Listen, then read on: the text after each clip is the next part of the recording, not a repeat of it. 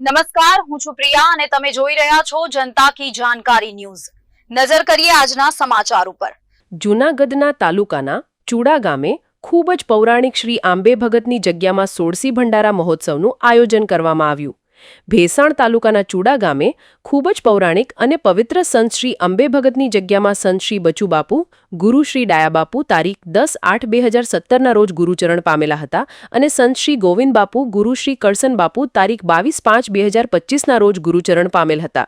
તેમનો ભંડારો પદરોત્સવ ગત રોજના દિવસે રાખવામાં આવ્યો હતો અને આ ભંડારાનું ખૂબ જ ભવ્ય રીતે આયોજન કરવામાં આવ્યું હતું। અને આ 2 દિવસના કાર્યક્રમની અંદર ભજન, સંતવાણી, લોક ડાયરાનું ખૂબ જ ભવ્ય આયોજન કરવામાં આવ્યું હતું અને આજુબાજુના વિસ્તારના તમામ સાધુ સંતો પણ ઉપસ્થિત રહ્યા હતા અને પધારેલ તમામ સાધુ સંતોના નાની બાળાઓ દ્વારા સામિયા કરવામાં આવ્યા હતા। ખાસ કરીને પંચાલ પંથક સતરંગ ધામ મહંત શ્રી હરિબાપુ અને પ્રેમ બાપુ પણ 2 દિવસ ઉપસ્થિત રહ્યા હતા।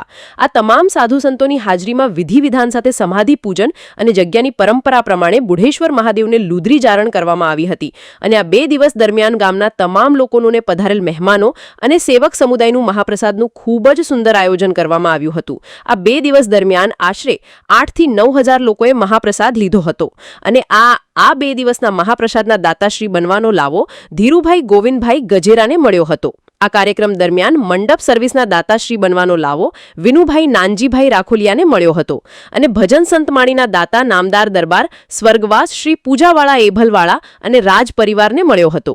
તેમજ આ કાર્યક્રમ મેં કંકોત્રીના દાતાશ્રી બનવાનો લાવો બાબુભાઈ લીંબાભાઈ ગોંડલિયાને મળ્યો હતો અને આ કાર્યક્રમ દરમિયાન તમામ લોકોએ ચા પાણીનો પ્રસાદ લીધો હતો। તેના દાતાશ્રી બનવાનો લાવો સ્વર્ગવાસ તેજાભાઈ ગોબરભાઈ લાખાણી તેમજ રવજીભાઈ રાજાભાઈ રૈયાણી તેમજ રાજુભાઈ બાબુભાઈ કોરાટને મળ્યો હતો અને ભજન સંત માણીને સફળ બનાવવા માટે સાઉન્ડની વ્યવસ્થા સતરંગ ધામથી મહંત શ્રી પ્રેમ બાપુ દ્વારા કરવામાં આવી હતી અને ગામના અને પધારેલ મહેમાનો નોને પધારેલ કલાકારોએ ભજન સંતમાણીને પ્રાચીન રામદેવજી મહારાજના ભજનો અને હાસ્યનું રસપાન કરાવ્યું હતું અને આ તમામ દાતાશ્રી અને જગ્યાના મહંત દીપક ભગત અને જયરામ ભગત અને રાજુ ભગત દ્વારા સન્માનિત કરવામાં આવ્યા હતા અને વરસાદી માહોલ હોવાને કારણે તમામ સ્વયંસેવકોએ સતત 2 દિવસ રસોડા વિભાગ અને કાર્યક્રમ સ્થળ જ જહેમત ઉઠાવી આ કાર્યક્રમને સફળ બનાવ્યો હતો।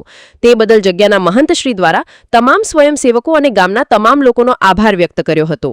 રિપોર્ટ પંકજ કુમાર વેગડા, ભેસાણ।